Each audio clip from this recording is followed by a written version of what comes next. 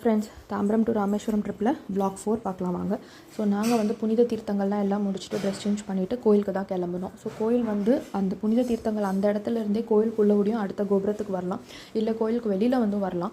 So எல்லாமே walkable distance தான். But வயசானவங்க இருந்தாங்க, நடக்க முடியாதுன்ற சுச்சுவேஷனில் அங்கே நிறைய க்ரீன் கலர் ஒயிட் கலரில் குட்டி குட்டி ஷேர் ஆட்டோஸ் இருக்கும், பேட்ரி கார். ஸோ அதை யூஸ் பண்ணிக்கலாம். 10 rupees தான் சார்ஜ் பண்ணுவாங்க.